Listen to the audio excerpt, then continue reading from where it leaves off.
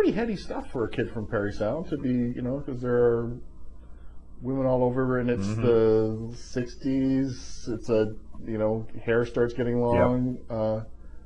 I don't know about you, though, but Bobby Orr having long hair made it easier for me to have long hair. Yep. Because you could always point to Derek Sanderson and say, but it's not that. Then your parents would go, yeah, okay. Yeah, it was kind of measured, wasn't it? He went from the crew cut, and it just sort of crept over his ears at first, right? Slowly. Yeah. And so we could let ours go, too. It's like, it's Bobby Orr's. Oh, well, it's okay for Bobby Orr. Well, and there was never that danger. Like, it's interesting, the image, because obviously Sanderson played it to the hilt, right? And he was the dangerous guy. He was the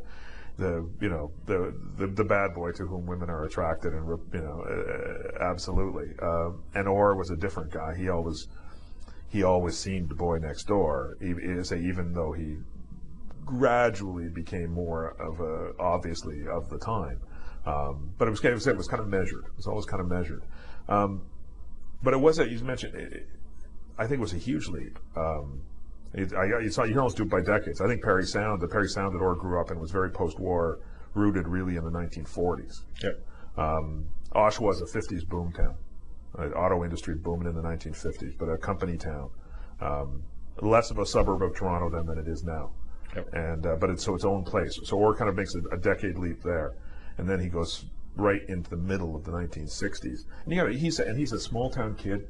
He's underexperienced. He's undereducated, because all hockey players were in those days. They all dropped out of high school. He doesn't know a lot about the wider world. And he drops into a great big American city that is right in the middle of all kinds of things, and he's a star. The Bruins are a big deal in Boston. It was one of the few real hockey towns in the United States.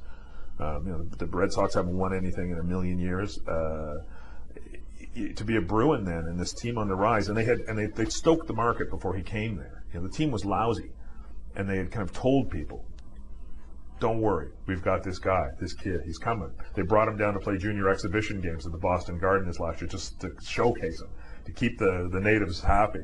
And I said, this guy, the savior is coming, Bobby Orr will save the franchise. And unlike a lot of other times that's been done, I can't remember how many Argo savers there are over the years, and how often the Leafs have found one. Mm-hmm. This one actually, he delivers. Yeah, because they also put a supporting cast around him, which is very important. But Orr delivers on every level, and so he goes from being a big deal as a junior hockey star in Oshawa and playing in the Memorial Cup and playing at Maple Leaf Gardens to being Bobby Orr in Boston, which he still is. Right? He's still iconic in that city. There are very few athletes still, and he's been retired for 30 years. Who are regarded with the kind of awe that Bobby Orr is in Boston. It was heavy stuff. And I'll tell you, it's one of the,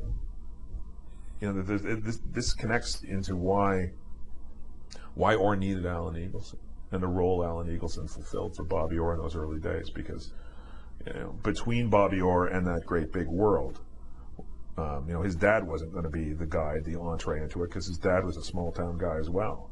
There wasn't anybody in his family or his universe that had ever lived that life. But to him, the guy who understood that world, the kind of the ultimate in sophistication and smarts and ballsiness and everything else, was Al Eagleson. They are two halves of a much larger whole. It's the most significant relationship in the history of hockey, certainly. It's one of the most significant relationships in the history of professional sport. And you can't, in dealing with what Al did later on and what trouble he got into because he was allowed to operate with massive conflict of interest by a business that didn't have any rules, you can't erase what came before. And I think for a lot of people that's just been erased. And the notion that in his relationship with Orr he was only an exploiter. I always come back to the same comparison on this, but I'll do it again because it makes sense. It's Elvis and Colonel Tom Parker. Yeah. Because Elvis is a genius. Born in Tupelo, Mississippi, but he's a backwards, nobody hillbilly. And Colonel Tom Parker is whatever he was. Certainly not a moralist. He took 50% off the top eventually.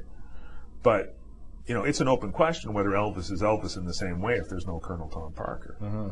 And I think that it's an open question, not that Bobby Orr would have been a great hockey player. He would have been a great hockey player in any case, but he became a lot of other things. And I don't think a lot of that stuff happens without Al Eagleson.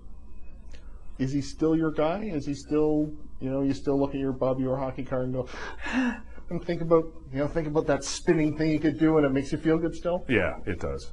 Yeah, it does. I watched, I was lucky enough to sit here, and I've got a great film collection now, so I can watch the stuff again and again, and I got to revisit it. And yeah, absolutely. Knowing where he came from, and sensing some of his own insecurities coming from that place, and who he was, I admired him more than I did before. I cheer for him in a different way. Let's put it that way. The book is Searching for Bobby Orr. I've been speaking with the author Stephen Brunt, and Searching for Bobby Orr, published by Knopf Canada.